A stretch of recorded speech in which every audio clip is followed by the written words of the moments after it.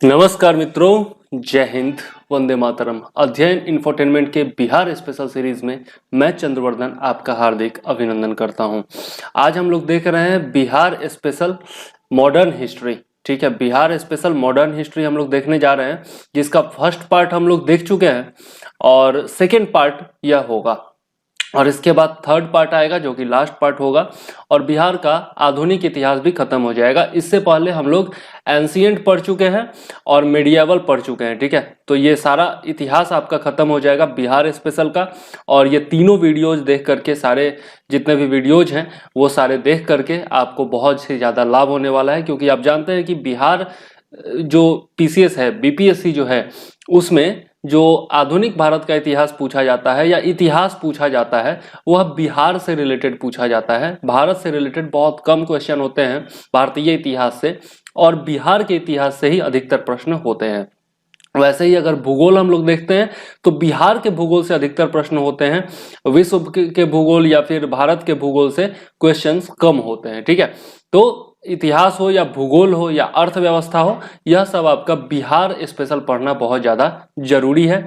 तो ये वीडियो सारे देखिए और पीडीएफ यदि आपको चाहिए, इसका नोट्स चाहिए तो 9525360283 पर आप मुझे व्हाट्सएप कर सकते हैं। आपको total Bihar special current affairs और जीएस का नोट्स मिल जाएगा। ठीक है, तो आइए शुरू करते हैं आज का अपना वीडियो और मैं चंद्रवर्धन एक बार फिर आपका स्वागत करता हूं अध्ययन इंफोटेनमेंट में। पिछले वीडियो में हम लोगों ने देख लिया था यूरोपीय कंपनियों के बिहार में आगमन के विषय में, और इसके बाद फिर बंगाल में जिस प्रकार से युद्ध हुआ था अंग्रेजों के बीच में और विभिन्न नवाबों इत्यादि के बीच में, यह सब हम लोगों ने देख लिया था किस प्रकार से अंग्रेजी सत्ता स्थापित हुई थी। और 1857 ईस्वी से पहले जितने भी विद्रोह हुए थे, क्षेत्रीय विद्रोह कह सकते हैं या जनजातीय विद्रोह कह सकते हैं, उन सब के बारे में हम लोगों ने देख लिया था। आज हम लोग शुरू करने वाले हैं 1857 ईस्वी के विद्रोह से, जिसे प्रथम स्वतंत्रता संग्राम भी कहा गया है।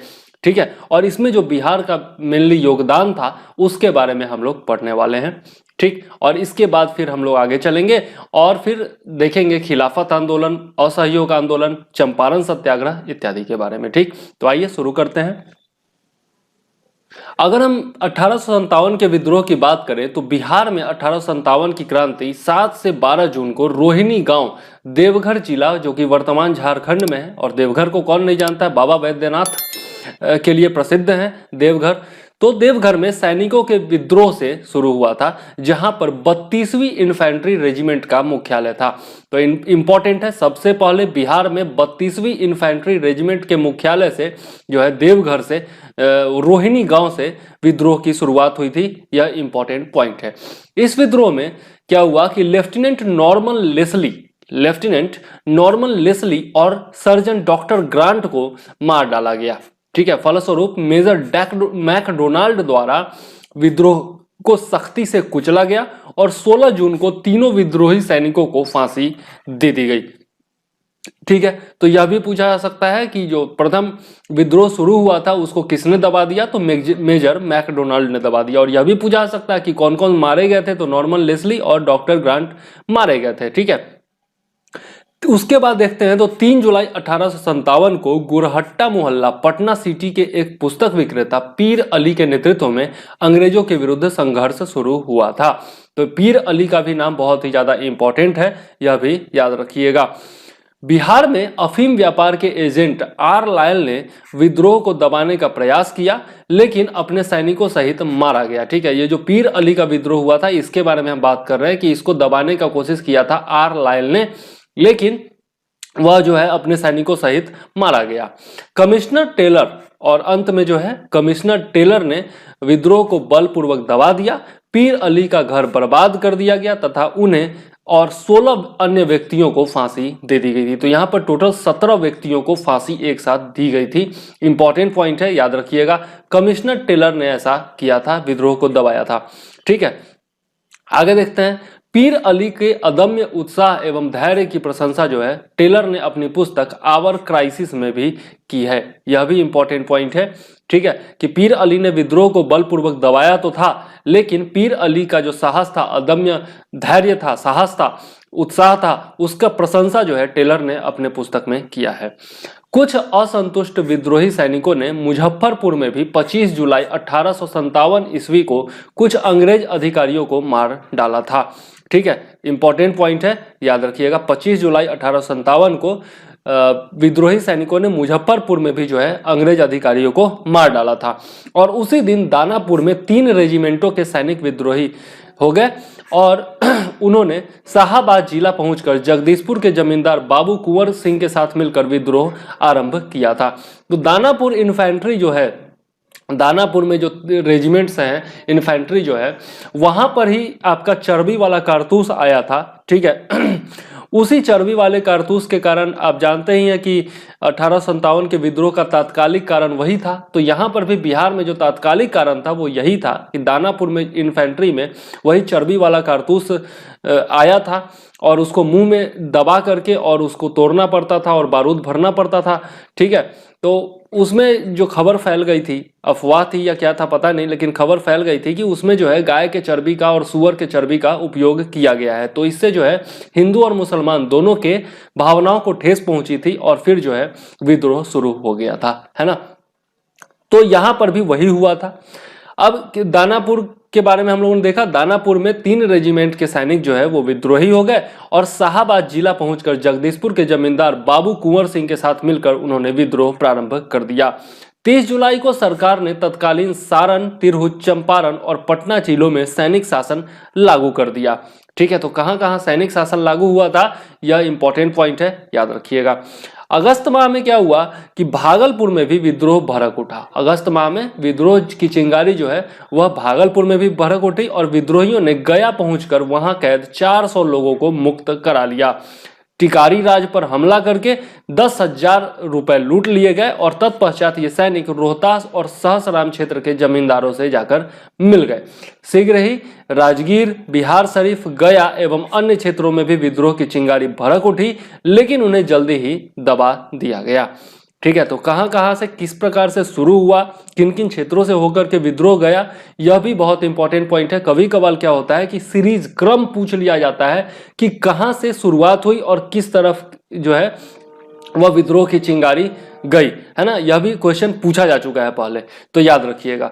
कमिश्नर टेलर के पटना आकर मिलने के आग्रह को ठुकराकर कुंवर सिंह जी ने 4000 सैनिकों की सहायता से संघर्ष आरंभ कर दिया। कमिश्नर टेलर जो है वह जब देखा कि सब लोग जो है वीर कुंवर सिंह से जाकर के मिल गए और पहले से ही संदेह कर रहा था वह कुंवर सिंह पर, वीर कुंवर सिंह पर, जो कि अपने स्तर से विद्रोह को जो है वो चला रहे थे, और बाकी जो सैनिक थे वो भी जाकर के जब कुंवर सिंह से मिल गए तो कमिश्नर टेलर जो था पटना का, उसने मतलब कि कुंवर सिंह को बोला कि आकर के आप हमसे मिलिए, लेकिन कुंवर सिंह ने उसके अनुरोध को ठुकरा दिया, क्योंकि पहले भी वो जो है विभिन्न लोगों को पटना में बुला करके और षड्यंत्र कर चुका था। तो 4000 सैनिकों की सहायता से संघर्ष जो है कुंवर सिंह ने आरंभ कर दिया और धीरे धीरे यही सैनिक बढ़ करके 10,000 सैनिक हो गए थे, है ना। तो बहुत ज्यादा तादाद में सैनिक उनसे जाकर के मिल गए थे। 27 जुलाई को उन्होंने आरा शहर पर अधिकार कर लिया। साथ ही जगदीशपुर में बंदूकें एवं गोला बारूद बनाने का कारखाना स्थापित किया। किसने? बाबू कुंवर सिंह ने, वीर कुंवर सिंह ने। इंपॉर्टेंट पॉइंट है, याद रखिएगा। आरा शहर पर अधिकार कब हुआ? तो 27 जुलाई 1857 को हुआ। अब देखते हैं आरा में हुए युद्ध में कैप्टन डनवर सहित अनेक सैनिक जो है अंग्रेज सैनिक मारे गए। इस विद्रोह में कुंवर सिंह के सहयोगियों में उनके भाई अमर सिंह, भतीजा रथभंजन सिंह, निशान सिंह, हरकिशन सिंह तथा शाहाबाद के 4 जमींदार शामिल थे। मतलब बाकी लोग तो थे ही, ये लोग जो है इंपॉर्टेंट नाम है। ठीक है, तो यह भी याद रखिएगा। बिहार बीपीएससी जो है, बीपीएससी जो है वह बहुत ही बदनाम है इसके लिए कि वह जो है विभिन्न आंदोलनों के बारे में देता है और बहुत सारे नाम दे देता है कि इनमें से कौन इस आंदोलन में शामिल थे या नहीं थे। ठीक है, और उसमें से आपको चुनना होता है और बाद में जो ई ऑप्शन आ जाता है तो उसमें हम लोग जाकर के और मार देते हैं कि भैया ई ऑप्शन होगा 1 से अधिक, लेकिन उसमें गड़बड़ हो जाता है ना, ज़्यादा सोच करके नहीं मारना होता है ऑप्शन। तो ये सारे नाम याद रखना बहुत ज़्यादा जरूरी है। यह बड़ा मतलब बीपीएससी बड़ा नाटक करता है इस मामले में। तो 3-4 क्वेश्चन इस तरह के फंसाने वाले आ ही जाते हैं हर बार, तो बिल्कुल नाम याद रखिएगा। रथभंजन सिंह, निशान सिंह, अमर सिंह, हरकिशन सिंह, शाहाबाद के 4 जमींदार। आरा में नागरिक सरकार का गठन कर उन्होंने स्वयं को यहाँ का शासक घोषित कर दिया बाबू वीर कुंवर सिंह ने, और अनुशासन बनाए रखा। साथ ही किसी यूरोपीय की यहाँ पर हत्या नहीं की गई। लेकिन मेजर विंसेंट आयर ने 2 से 3 अगस्त को आरा पर आक्रमण कर दिया। वीर कुंवर सिंह की स्थिति कमजोर होने लगी और उन्हें आरा छोड़ना पड़ा। गुरिल्ला युद्ध पद्धति का अनुसरण करते हुए वे आरा छोड़ करके जगदीशपुर पहुंचे, लेकिन आयर ने यहां भी पीछा करते हुए जगदीशपुर का उनका महल जला दिया और यहां से उनको बच करके भागना पड़ा और बच करके वो सहसराम होते हुए रोहतास पहुंचे, जहां उन्हें रामगढ़ बटालियन के सैनिकों का साथ मिला। अब इन सैनिकों को साथ लेकर वे लखनऊ पहुंचे, जहां नवाब ने उन्हें शाही पोशाक, हजारों रुपए तथा आजमगढ़ के किले का फरमान देकर के विदा किया। मतलब यहाँ के जो लखनऊ का जो नवाब था उसने इनका साथ दिया और इनको जो है धन वगैरह दे करके, ताकि आप लड़ाई में तो धन की जरूरत होती ही है, तो इनको जो है विदा किया और वहां पर जाकर के वो जो है नाना साहब के साथ मिल करके और कानपुर की लड़ाई में हिस्सा लिए। अपने सैनिकों के साथ मिलकर के कानपुर की लड़ाई में भी नाना साहब के साथ इन्होंने हिस्सा लिया। अब 29 नवंबर 1857 को कानपुर में कब्जे के समय नाना साहेब और तात्या तोपे के साथ वीर कुंवर से भी डिविजनल कमांडर थे। तो यह इंपॉर्टेंट पॉइंट है, याद रखिएगा। अब कानपुर की विजय के पश्चात नाना साहेब को यहां पदस्थापित करके कुंवर सिंह आजमगढ़ की तरफ बढ़ गए, जहां इन्हें अली करीम तथा 300 सिपाहियों का साथ मिला। साथ ही घाघरा नदी के तट पर 1800 सैनिकों के साथ उन्हें उनके भतीजे रतवंजन सिंह ने भी उनका साथ दिया। तो किनका साथ मिला? अली करीम और रतवंजन सिंह का। यह सब पॉइंट इंपॉर्टेंट है, इसलिए मैंने लिखा है। कोई भी ये मत समझिए कि मैंने कहानी बनाने के लिए लिखा है।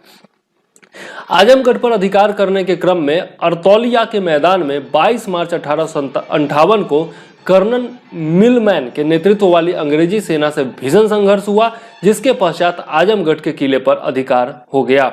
ठीक है, तत्कालीन गवर्नर जनरल कैनिंग के आदेश पर इलाहाबाद से लॉर्ड काके तथा लखनऊ से लुगाई के नेतृत्व में अंग्रेजी सेना ने आजमगढ़ पर आक्रमण किया, किंतु कुंवर सिंह ने कूटनीतिक दूरदर्शिता का परिचय देते हुए अपनी सैन्य टुकड़ी को 2 भागों में बांट दिया और एक टुकड़ी जो है 2 भागों में बांटा, तो एक टुकड़ी जो है वो अंग्रेजों को उलझाने में लगी रही और कुंवर सिंह जो है वो दूसरी टुकड़ी के साथ निकलकर भाग चले।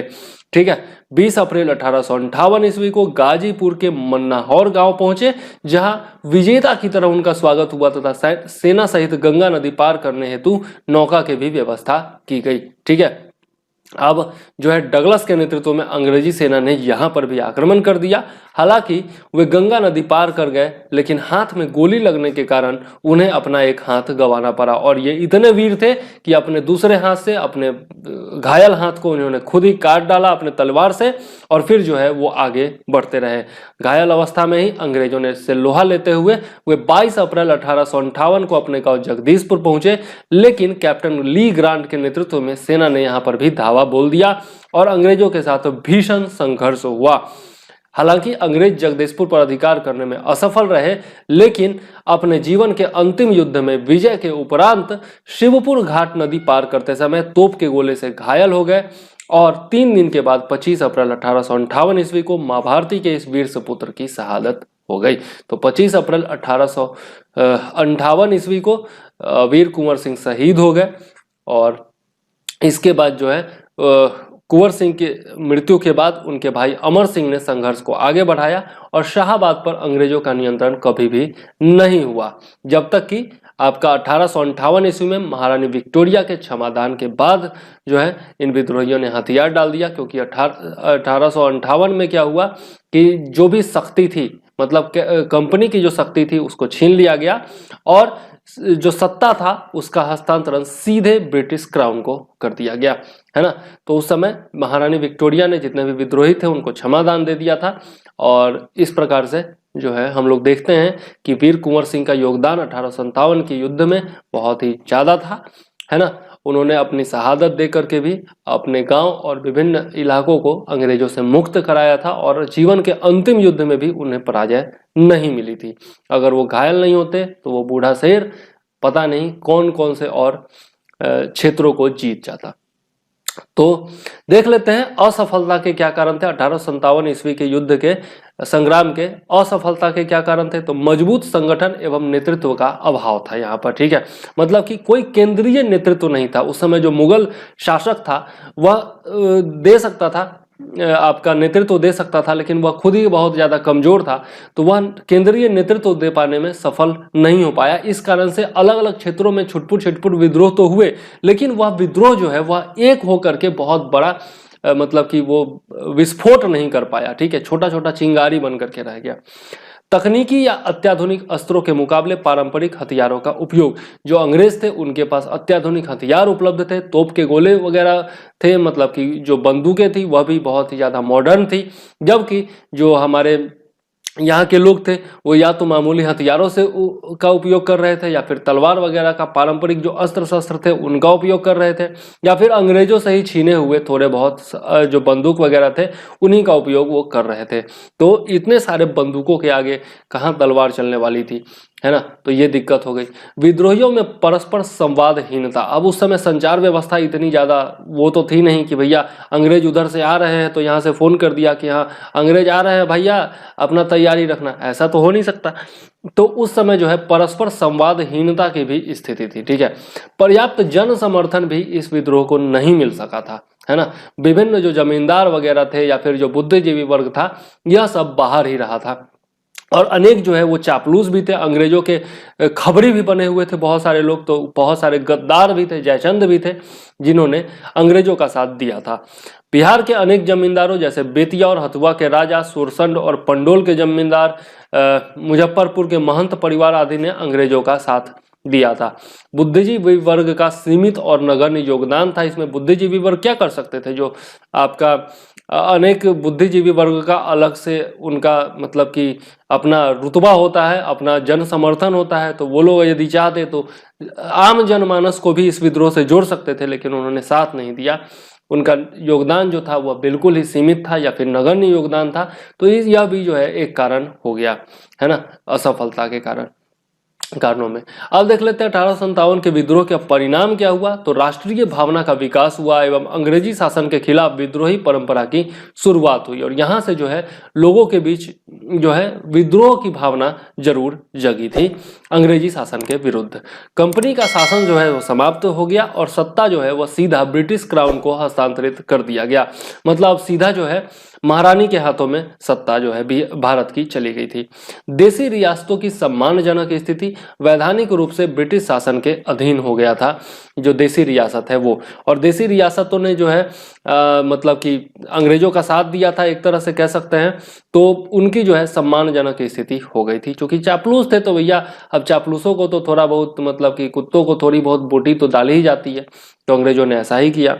सैन्य संगठन में महत्वपूर्ण परिवर्तन हुए और पील कमीशन की सिफारिश पर सेना में भारतीय सैनिकों की संख्या घटाकर यूरोपियों की संख्या बढ़ाई गई।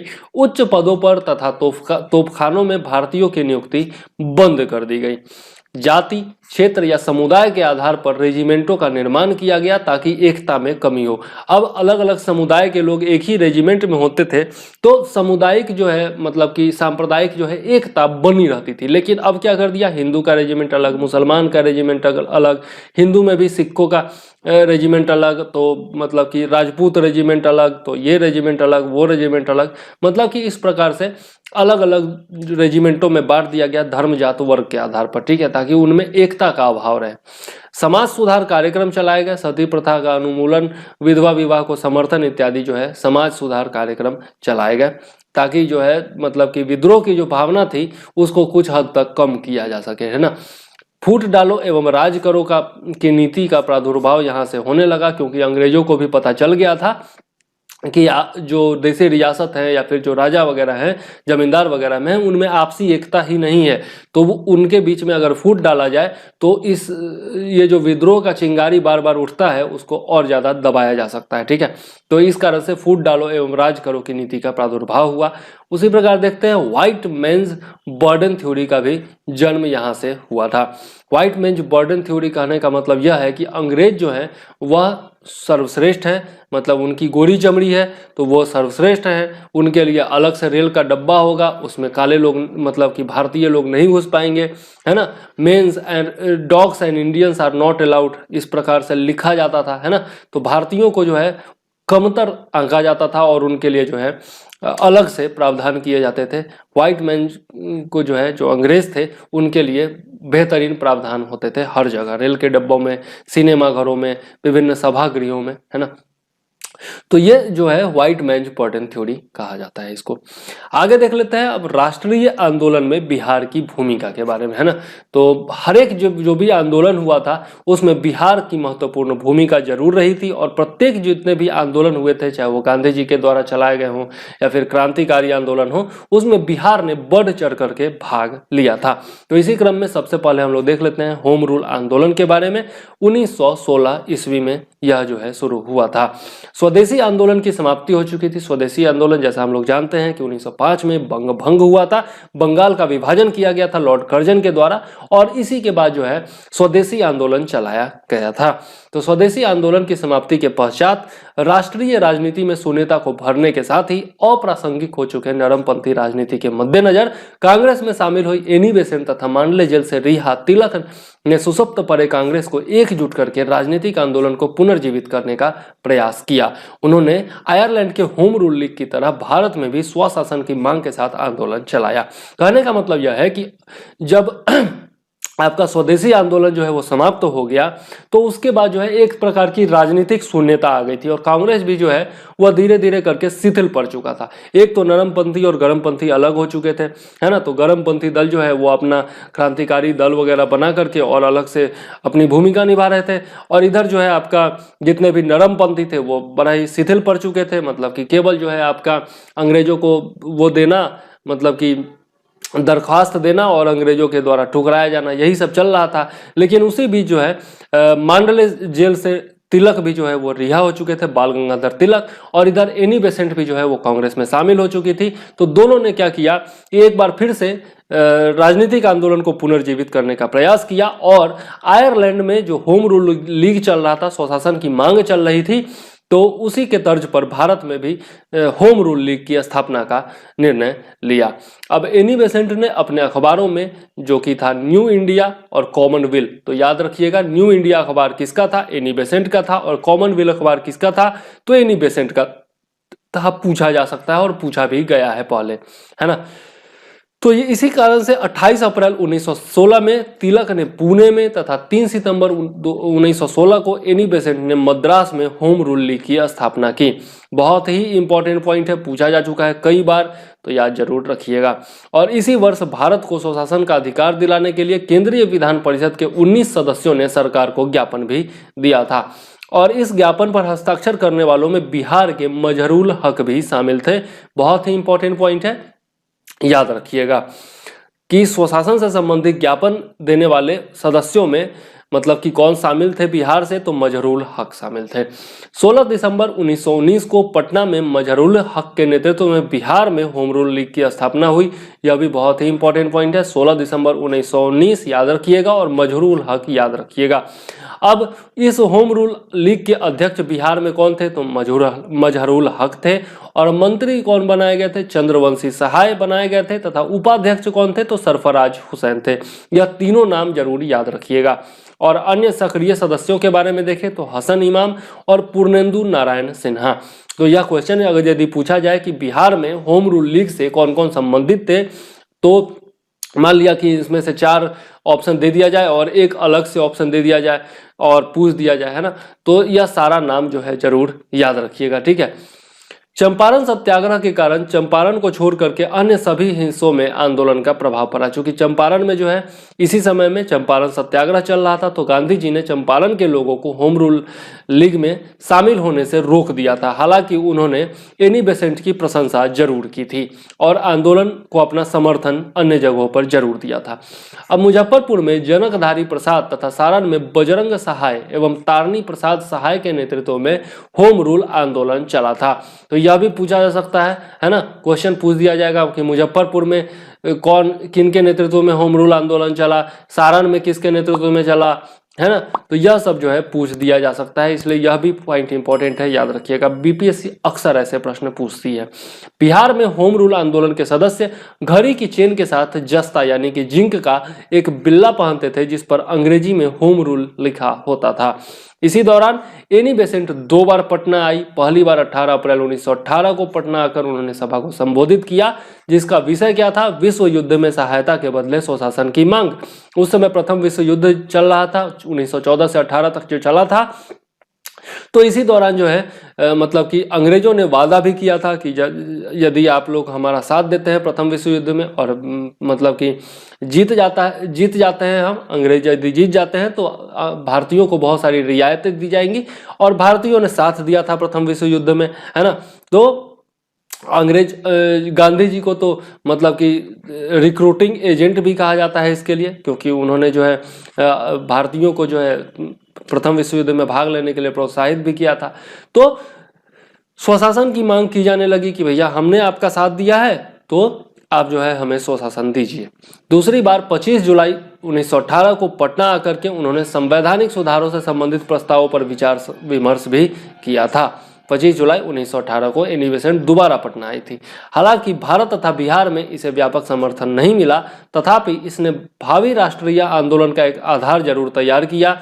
गांधीवादी आंदोलनों में होम रूल आंदोलन के सदस्यों ने बढ़ चढ़ करके हिस्सा लिया था। कहने का मतलब यह है कि होम रूल लीग जो है उसको बहुत व्यापक समर्थन तो नहीं मिला पूरे भारत भर में या फिर बिहार भर में, लेकिन इसने जो है सुसुप्त पड़े कांग्रेस में एक जो है जान जरूर डाल दी थी, और जो राष्ट्रवादी भावना जो दब गई थी उसको एक बार फिर से प्रज्वलित करने का काम इन्होंने जरूर किया होम रूल लीग ने। अब आगे देख लेते हैं चंपारण सत्याग्रह के बारे में, जो कि इसी दौरान चल रहा था। 1917 ईस्वी में जो है यह चंपारण सत्याग्रह हुआ था। हुआ गया था कि उत्तर बिहार के चंपारण जिला में 1917 में गांधी जी ने सत्याग्रह का सर्वप्रथम प्रयोग किया था। यह पूछा जाता है कि गांधी जी ने भारत में सत्याग्रह का सर्वप्रथम प्रयोग कहाँ किया, तो उत्तर बिहार के चंपारण जिला में मोतिहारी में इन्होंने प्रयोग किया था। अब यह जो था शोषणकारी आर्थिक शक्तियों के विरुद्ध किया गया आंदोलन था। किसके द्वारा? किसानों के द्वारा। 19वीं शताब्दी के आरंभ में जो गोरे थे, मतलब कि अंग्रेज जो थे, जो बगान मालिक हुआ करते थे, वह चंपारण के किसानों के साथ एक अनुबंध कर लिए थे। अनुबंध मतलब कि कॉन्ट्रैक्ट कर लिए थे कि भैया जमीन के 3/20वें हिस्से पर, मतलब कि आपका 1 कट्ठा जमीन जो होता है वो 20 धुर का होता है, तो उसमें 3 धुर पर जो है आपको नील का खेती करना अनिवार्य कर दिया गया था, और इसको 3 कठिया पद्धति कहा जाता था। ठीक है, कहने का मतलब है कि आपका 1 बीघा जमीन जो होता है वह 20 उसका होता है ना, 20 कट्ठा का होता है, तो उसमें 3 कट्ठा में जो है आपको नील का खेती करना ही होगा, ऐसा कॉन्ट्रैक्ट कर दिया गया था। अब नील का खेती करने से जो है जमीन जो होता था वो बंजर हो जाता था, और वह जो है मतलब कि अलग अलग खाद्यान्नों को उपजाने के लिए जो है वह काबिल नहीं रह जाता था, है ना। तो इससे किसानों को बड़ा दिक्कत होने लगा था, और नील का जो मांग था वह बहुत ज़्यादा बढ़ गया था। मतलब एक्चुअली क्या होता था कि जो यूरोप में नील का जो उत्पादन था वह लगभग बंद हो गया था, और मांग बहुत ज़्यादा थी, है ना। तो इस कारण से बहुत जोर दे करके और भारतीयों से नील की खेती करवाई जाती थी। अब जो भी किसान इस अनुबंध को तोड़ते थे उन पर मनमाना लगान लगाया जाता था, साथ ही अन्य शोषण भी किए जाते थे। 1908 ईस्वी में इसको विरुद्ध किसानों ने आवाज उठाई, लेकिन पुलिस प्रशासन तथा उदासीन न्यायपालिका के कारण समस्या और भी ज्यादा बढ़ गई थी। मतलब कि किसी प्रकार से शोषण करते थे अंग्रेज लोग। ठीक है, अब किसानों ने इस समस्या को बिहार के दैनिक समाचार पत्र बिहारी तथा प्रताप में जो है मुखरता से उठाया गया। यह भी बहुत इंपॉर्टेंट पॉइंट है, याद रखिएगा कि चंपारण सत्याग्रह से पहले किसानों की समस्या को किस समाचार पत्र ने उठाया था, तो समाचार पत्र था बिहारी और प्रताप। बहुत ही इंपॉर्टेंट क्वेश्चन पूछा भी जा चुका है। इसी क्रम में कांग्रेस के लखनऊ में हुए अधिवेशन में 1916 के अधिवेशन में बिहार से बड़ी संख्या में लोग शामिल हुए, जिसमें राजकुमार शुक्ल भी थे। अब राजकुमार शुक्ल जो है उसमें शामिल हुए थे, और गांधी जी नए नए जो है आपके इंग्लैंड से आए थे, तो राजकुमार शुक्ल जो है उनसे बहुत ज़्यादा प्रभावित हुए, और उन्होंने गांधी जी की महिमा भी सुन रखी थी, किस प्रकार से दक्षिण अफ्रीका में, सॉरी इंग्लैंड से नहीं दक्षिण अफ्रीका से आए थे, तो किस प्रकार से दक्षिण अफ्रीका में उन्होंने सत्याग्रह चलाया था, आंदोलन चलाया था। तो इससे जो है राजकुमार शुक्ल बहुत प्रभावित थे, और वे तब तक गांधी जी का पीछा करते रहे जब तक 1917 में गांधी जी जो है वह राजकुमार शुक्ल के आग्रह पर जो है चंपारण आने को राजी नहीं हो गए। अब ब्रजकिशोर, यह भी क्वेश्चन पूछा जाता है कि गांधी जी किसके आग्रह पर जो है आए थे चंपारण, तो राजकुमार शुक्ल के आग्रह पर आए थे, यह भी बहुत इंपॉर्टेंट पॉइंट है। और ब्रजकिशोर प्रसाद ने गांधी के समक्ष एक प्रस्ताव रखकर चंपारण की समस्याओं के निदान हेतु समिति के गठन की मांग की थी। तो ब्रजकिशोर प्रसाद ने प्रस्ताव रखा था, यह भी याद रखिएगा। अप्रैल 1917 में पटना तथा मुजफ्फरपुर होते हुए गांधी जी जो है वो चंपारण पहुंचे तथा अपने सहयोगियों ब्रजकिशोर प्रसाद, राजेंद्र प्रसाद, महादेव देसाई, नरहरि पारिख, जेबी कृपलानी इत्यादि के साथ गांव-गांव में घूमकर लोगों को जागरूक करने लगे, किसानों की समस्याएं जानने लगे। तो कौन कौन थे उनके सहयोगी, यह भी पूछा जा चुका है, तो याद रखिएगा ब्रजकिशोर प्रसाद, राजेंद्र प्रसाद, महादेव देसाई, नरहरि पारिख, जेबी कृपलानी इत्यादि, है ना। और भी आगे नाम आएंगे, आगे देख लेते हैं। तो गांधी की जो है लोकप्रियता इस प्रकार से बढ़ती रही और इसको देख करके अंग्रेज लोग बड़े चिंतित हो गए। और इसी क्रम में बिहार के राज्यपाल एडवर्ड गेड, यह भी पूछा जा सकता है कि चंपारण सत्याग्रह के समय बिहार के राज्यपाल कौन थे, तो एडवर्ड गेड थे। उन्होंने अंततः मामले की जांच के लिए एफजी स्लाई के नेतृत्व में चंपारण एग्रीगेरियन समिति का गठन किया, जिसके सदस्यों में गांधी जी भी थे। तो यह इंपॉर्टेंट पॉइंट है, किसने गठन किया, तो बिहार के राज्यपाल एडवर्ड गेड ने। और किसके अध्यक्षता में जो है आपका गठन किया, तो एफजी स्लाई के नेतृत्व में। और इसके सदस्यों में कौन कौन थे, तो गांधी जी थे सदस्यों में, और अन्य सदस्यों में LC Adami, Hariprasad Narayan Singh, DJ Reid एवं जी रैनी इत्यादि शामिल थे। तो यह भी जो है इंपॉर्टेंट पॉइंट है, इन चारों नामों को याद रखिएगा। समिति ने तिनकठिया समिति, मतलब कि तिनकठिया जो पद्धति थी, यहाँ पे समिति गलती से लिखा गया था तो काटा में नहीं मैंने, तिनकठिया पद्धति समाप्त करने तथा किसानों को हर्जाना देने की सिफारिश की, साथ ही लगान घटाने के लिए भी कहा गया। और इसके फलस्वरूप क्या हुआ कि बगान मालिक जो थे वो 25% हर्जाना देने पर राजी हुए और किसानों की समस्या जो है वो काफ़ी हद तक सुलझ गई। लेकिन फिर भी गांधी जी का जो है वह आलोचना की जाती थी कि 25% ही हर्जाना इन्होंने क्यों दिलवाया, और ज़्यादा क्यों नहीं दिलवाया, पूरा हर्जाना क्यों नहीं दिलवाया। तो इस कारण से गांधी जी का जो है आलोचना होता रहता था। लेकिन यह प्रथम सफल सत्याग्रह था, इसलिए जो है इसको याद जरूर रखा जाता है और गांधी जी के योगदान के लिए याद रखा जाता है। अब देख लेते हैं आरंभिक किसान आंदोलनों के बारे में। तो चंपारण सत्याग्रह की सफलता ने छपरा, यानी कि जो सारण जिला में था, छपरा के विभू शरण प्रसाद एवं अन्य किसानों को भी शोषण के विरुद्ध लड़ने की प्रेरणा दी। जून 1919 ईस्वी में स्वामी विद्यानंद के नाम से विख्यात विभू शरण प्रसाद ने मधुबनी जिला के किसानों को दरभंगा राज्य के खिलाफ संगठित किया था। तो यह इंपॉर्टेंट पॉइंट है, याद रखिएगा। स्वामी विद्यानंद किनको कहा जाता है, तो विभू शरण प्रसाद जी को कहा जाता है, और इन्होंने दरभंगा राज्य के खिलाफ मधुबनी जिला के किसानों को एकत्रित किया था, संगठित किया था। लगान वसूली के क्रम में दरभंगा राज्य के गुमास्तों के अत्याचारों का विरोध और जंगल से फल तथा लकड़ी प्राप्त करने के अधिकार के लिए जो है आंदोलन किया गया था, और यह इसकी प्रमुख विशेषता थी। आंदोलन का विस्तार धीरे धीरे पूर्णिया, सहरसा, भागलपुर और मुंगेर जिलों तक हो गया था। 1922 ईस्वी में दरभंगा महाराज ने आंदोलन का प्रभाव खत्म करने के लिए किसानों के प्रवक्ता के रूप में मान्यता देकर एक प्रांतीय सभा गठित की। अंततः किसानों की कुछ मांगें मान ली गई और आंदोलन शिथिल पड़ गया, लेकिन किसानों के अत्याचार के विरुद्ध संगठित करने में इसकी महत्वपूर्ण भूमिका रही थी, और किसान जो है वह अब जागृत हो गए थे अपने अधिकारों के प्रति। ठीक है, तो यह आंदोलन भी बहुत ज्यादा महत्वपूर्ण है, याद रखिएगा। आगे देख लेते हैं किसान सभा के बारे में। बहुत ही इंपॉर्टेंट पॉइंट है और पिछले 2-3 साल में इससे बहुत ज्यादा क्वेश्चन पूछे गए हैं, तो एक एक पॉइंट पर ध्यान जरूर दीजिएगा। 1922-23 ईस्वी में मुंगेर में शाह मोहम्मद जुबैर और श्री कृष्ण सिंह के द्वारा किसान सभा का गठन किया गया था। बहुत ही इंपॉर्टेंट पॉइंट पूछा जा चुका है, याद रखिएगा। अब स्वामी सहजानंद की बहुत ज्यादा भूमिका थी किसान सभा में और किसान आंदोलन में, तो उनके बारे में जानना बहुत ज्यादा जरूरी है। इनका जन्म 1889 ईस्वी में उत्तर प्रदेश के किसान परिवार में हुआ था और कम उम्र में ही इन्होंने संन्यास की राह पकड़ ली थी।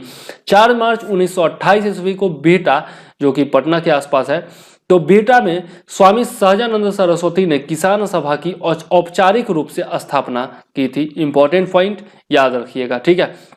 नवंबर 1929 में सोनपुर मेला में आयोजित सभा में बिहार प्रांतीय किसान सभा की स्थापना की गई तथा सहजानंद को अध्यक्ष एवं श्री कृष्ण सिंह को सचिव बनाया गया था। यह भी बहुत इंपॉर्टेंट पॉइंट पूछा जा चुका है, याद रखिएगा। नवंबर 1929 याद रखिएगा।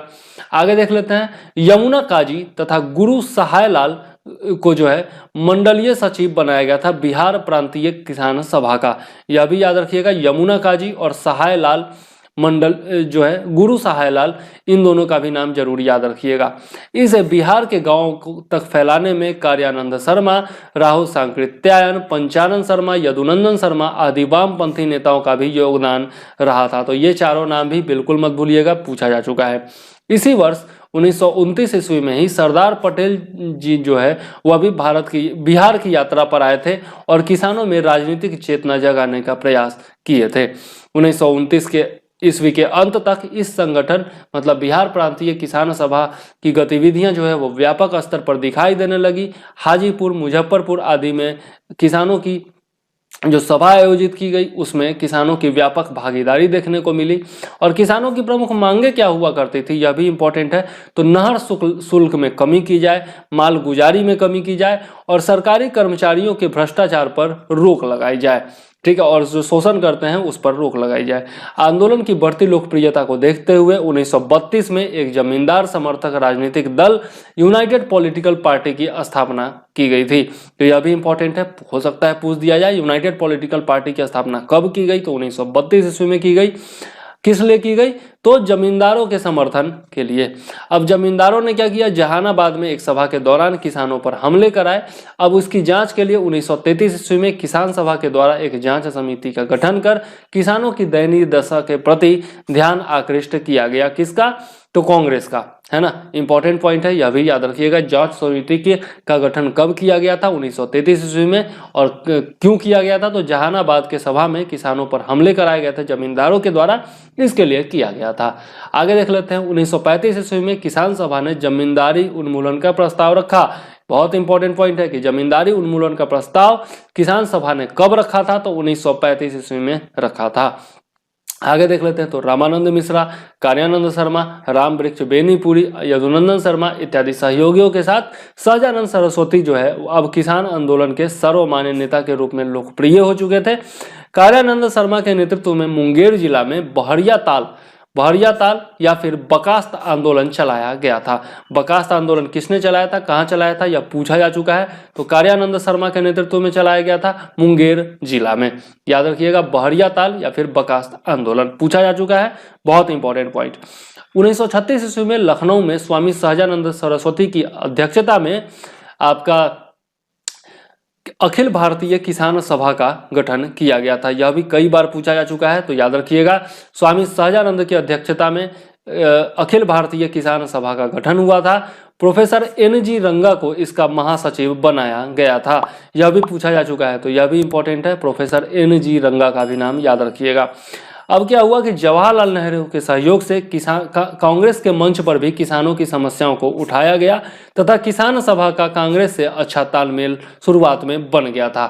फलस्वरूप 1937 ईस्वी के चुनाव में किसानों ने कांग्रेस का साथ दिया, लेकिन चुनाव के पश्चात, जैसा कि कांग्रेस का पुराना आदत था, तो यह जो आज का आदत है कांग्रेस का, यह बहुत पुराने समय से चला आ रहा है। यहाँ पर देखिए आप, मैं के कांग्रेस के विरोध में नहीं बोल रहा हूँ, कोई कांग्रेसी मित्र हो तो मेरा मतलब कि बुरा नहीं मानिएगा, लेकिन यह जो है आप देखिए वादा खिलाफी यहाँ पर भी उन्होंने किया।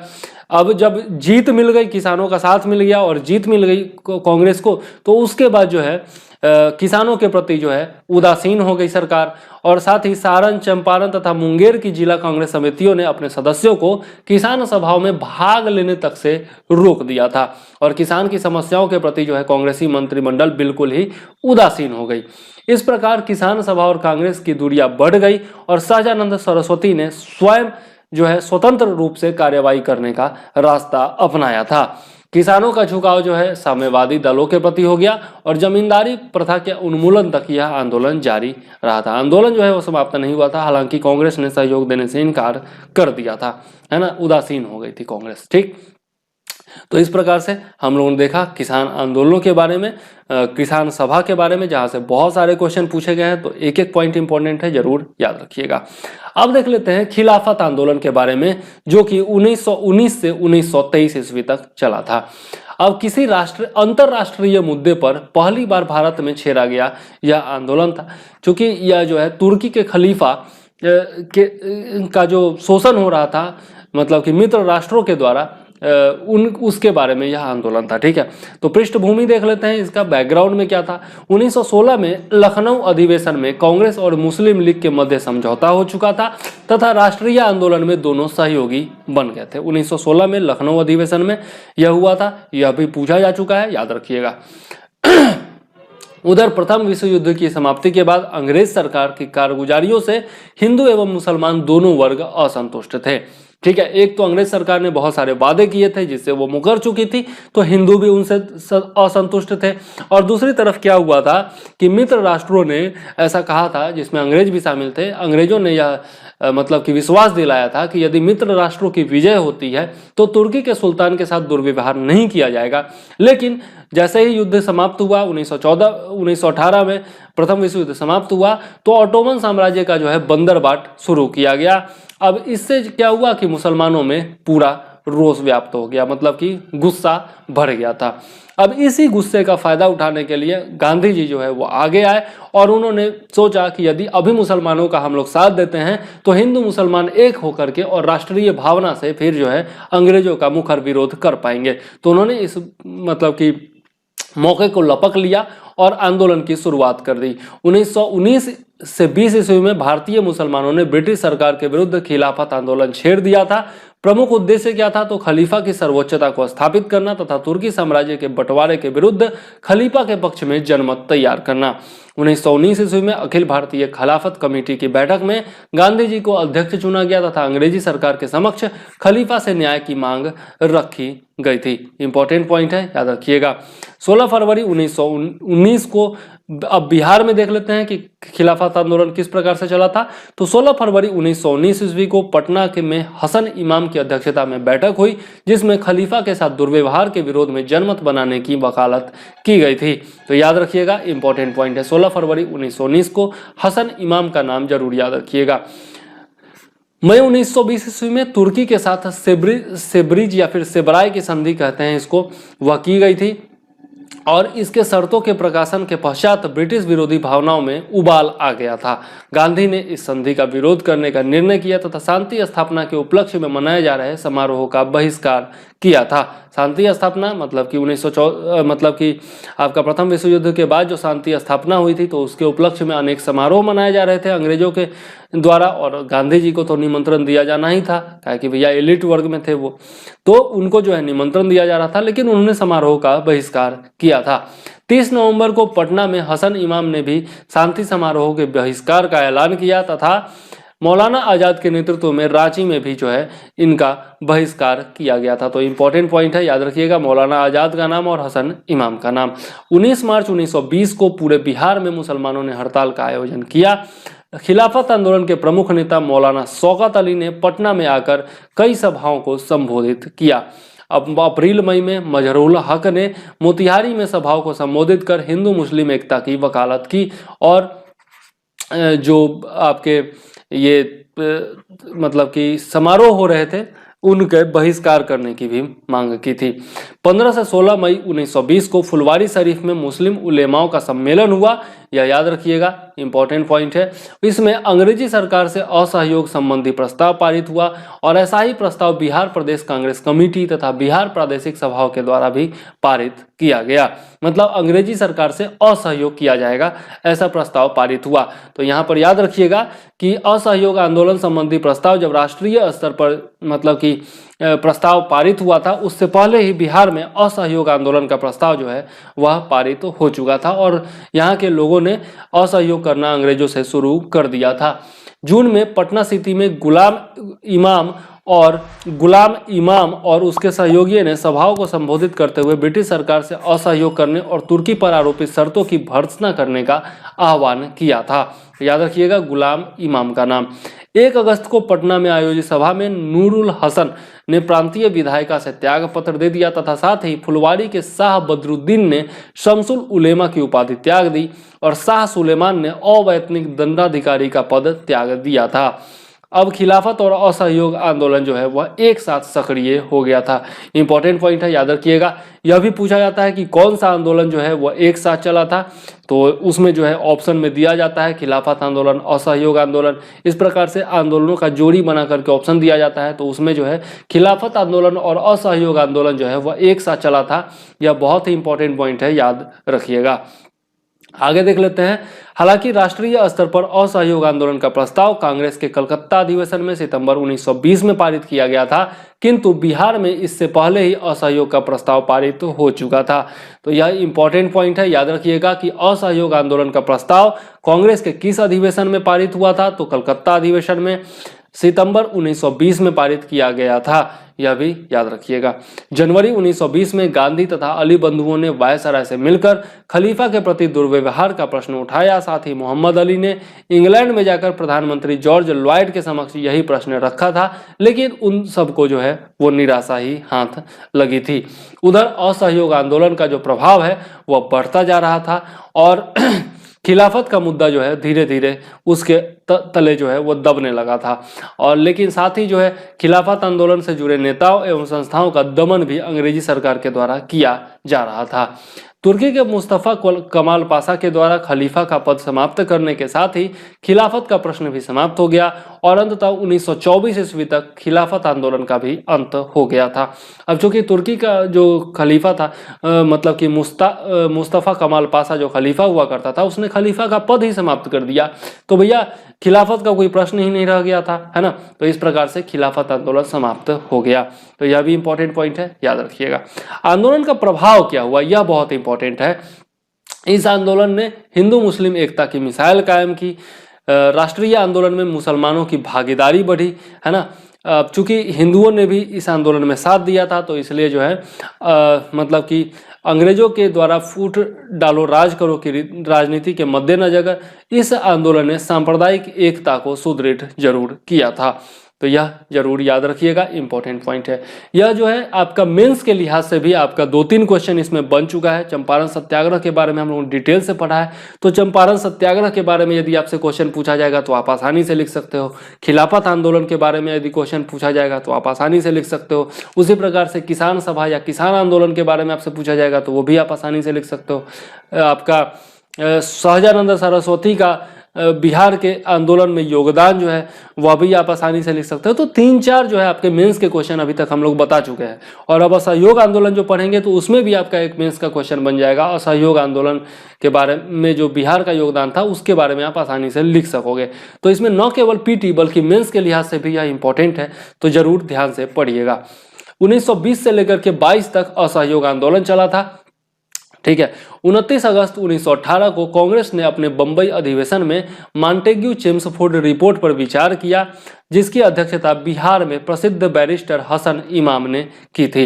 इंपॉर्टेंट पॉइंट है, याद रखिएगा। इसके पृष्ठभूमि में क्या हो रहा था, असहयोग आंदोलन के पृष्ठभूमि में यह हम लोग देख रहे हैं। और यह जो था आपका मॉन्टेग्यू चेम्सफोर्ड जो रिपोर्ट था, इसके बारे में हम लोग पढ़ चुके हैं पहले भी। आपका जब हम लोग एक्ट्स वगैरह पढ़ रहे थे तो उसमें हम लोगों ने पढ़ा था। अब यह जो था सांप्रदायिकता का जो है शुरुआत यहीं से हुआ था, है ना। मतलब कि मुस्लिमों के लिए अलग से निर्वाचन का अधिकार जो है इसमें दिया गया था। तो इस कारण से इसके रिपोर्ट पर जो है विचार किया जा रहा था, और इसकी अध्यक्षता बिहार में किसने की थी, तो बिहार के प्रसिद्ध बैरिस्टर हसन इमाम ने की थी। बहुत ही इंपॉर्टेंट पॉइंट है, याद रखिएगा। अब इसी बीच जो है क्रांतिकारियों को बलपूर्वक दमन करने के लिए अंग्रेजों के द्वारा रॉलेट एक्ट, जिसको काला कानून भी कहा जाता था, वह भी लाया जाता था, ठीक है। और इसमें जो है मतलब कि कोई भी मतलब कि कोई सुनवाई नहीं, कोई वो नहीं, और सीधा जो है गिरफ्तार कर लिया जाता था क्रांतिकारियों को, है ना। मतलब कि कोई भी वारंट जारी नहीं होगा, कोई भी जो है आरोप लगे या न लगे, मतलब कि अंग्रेजों का मन हुआ तो किसी को भी उठा सकते थे। इसलिए इसको काला कानून कहा जाता था, रॉलेट एक्ट को, है ना।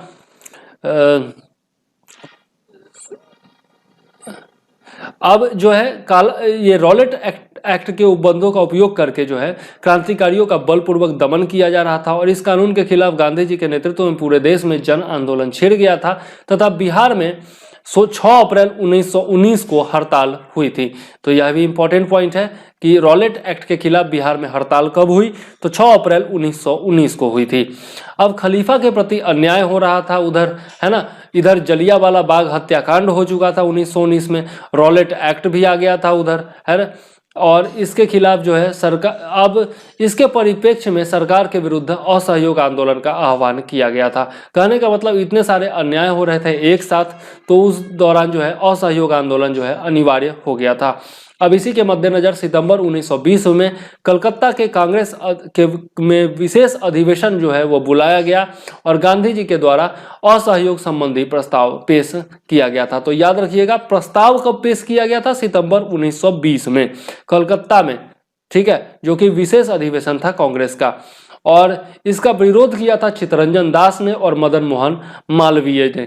बहुत इंपॉर्टेंट पॉइंट है, याद रखिएगा, विरोध किसने किया था? चित्तरंजन दास और मदन मोहन मालवीय जी ने इसका विरोध किया था, किंतु मोतीलाल नेहरू एवं अली बंधुओं के समर्थन से प्रस्ताव पास करा लिया गया था। और प्रस्ताव पारित कब हुआ था यह भी याद रखिएगा, 1920 के नागपुर अधिवेशन में कांग्रेस ने असहयोग के प्रस्ताव को स्वीकार करके आंदोलन की विधिवत शुरुआत की थी। तो प्रस्ताव जो पेश हुआ था वह कलकत्ता अधिवेशन में, और जो प्रस्ताव पारित हुआ था या प्रस्ताव को जो स्वीकार किया गया था वह नागपुर अधिवेशन में। बहुत ही इंपॉर्टेंट पॉइंट है, याद रखिएगा। और दोनों अधिवेशन के जो अध्यक्ष थे उनका भी नाम याद रखिएगा, है ना, जब हम लोग कांग्रेस के बारे में पढ़ेंगे तो वह डिटेल में पढ़ेंगे। अगस्त 1920 ईस्वी में बिहार में, मतलब कि बिहार के भागलपुर में राजेंद्र प्रसाद के सभापतित्व में बिहार प्रांतीय राजनीतिक सम्मेलन की बैठक हुई, जिसमें गांधी के असहयोग के प्रस्ताव का अनुमोदन किया गया था। तो यह भी इंपॉर्टेंट पॉइंट याद रखिएगा, बिहार के भागलपुर में राजेंद्र प्रसाद के नेतृत्व में 1920 अगस्त 1920 में गांधी जी का जो प्रस्ताव था उसका अनुमोदन किया गया था। ब्रजकिशोर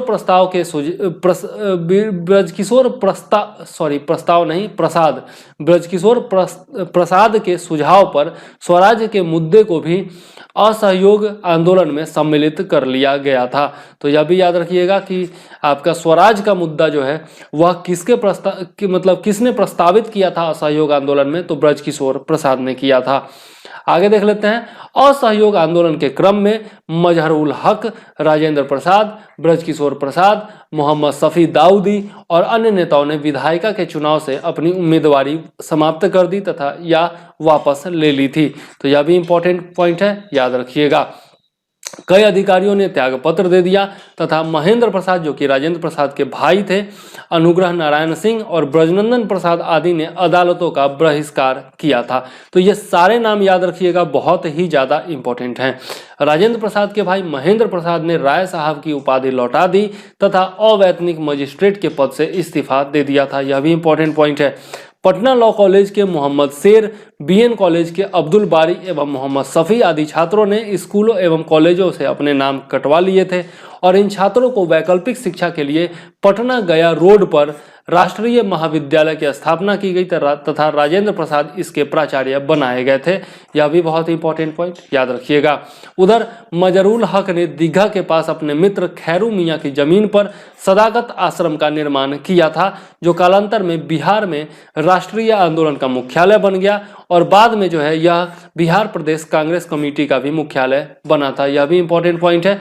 इंजीनियरिंग के छात्र जो है वह अपना नाम कटवा करके और आ गए थे मजहरुल हक के पास, उनके मार्गदर्शन में।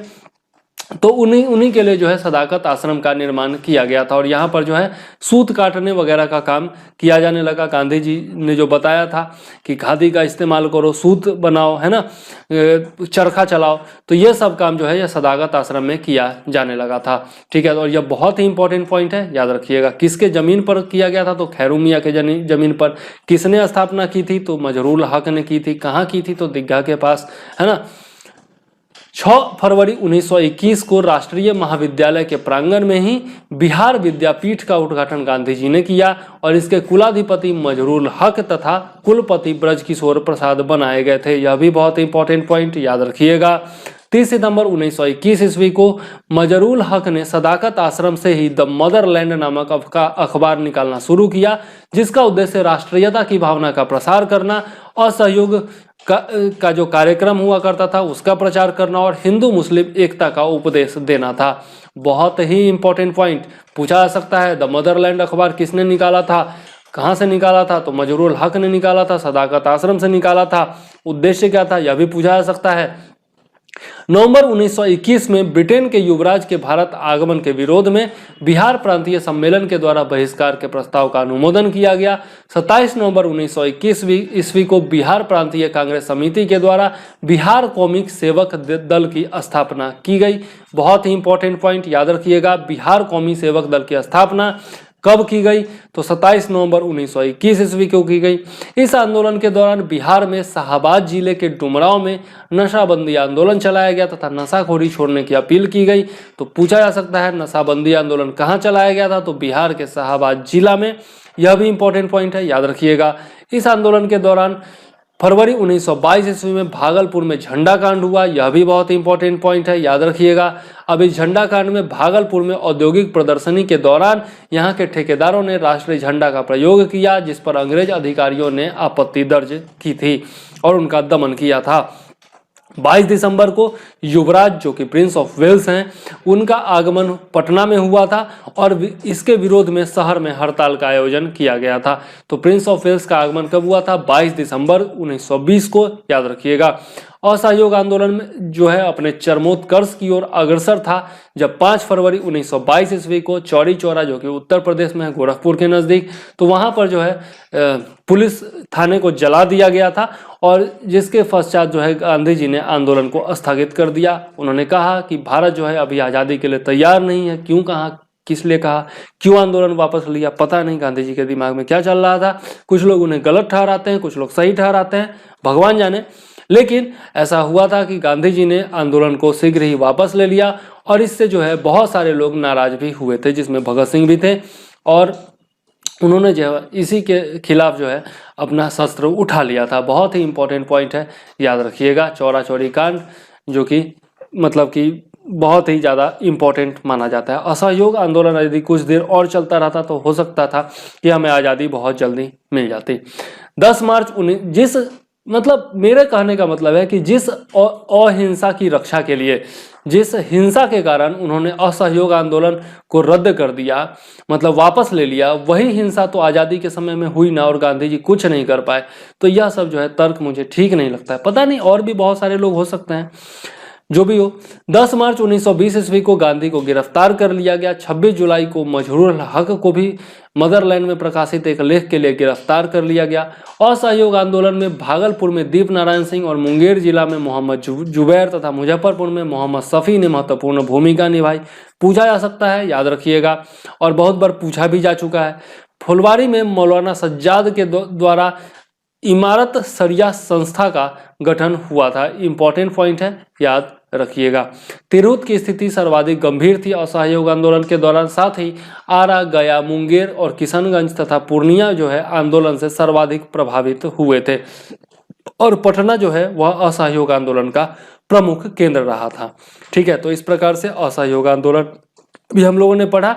अब आगे हम लोग देखेंगे नमक सत्याग्रह जो था उसके बारे में देखेंगे और आपका भारत छोड़ो आंदोलन इत्यादि है, रॉलेट एक्ट का विरोध है, ठीक है, जलियांवाला कांड है। इन सब चीज़ों के बारे में हम लोग इसमें देखने वाले हैं। ठीक है, और किस प्रकार से जो है बिहार में चुनाव हुए थे 1937 के बाद, किस प्रकार से बिहार में जो है सरकार का गठन हुआ था, कौन कितने दिनों तक सरकार चलाया था, यह सब भी हम लोग लास्ट पार्ट जो होगा उसमें देखेंगे और इसी के साथ आधुनिक बिहार का इतिहास समाप्त हो जाएगा।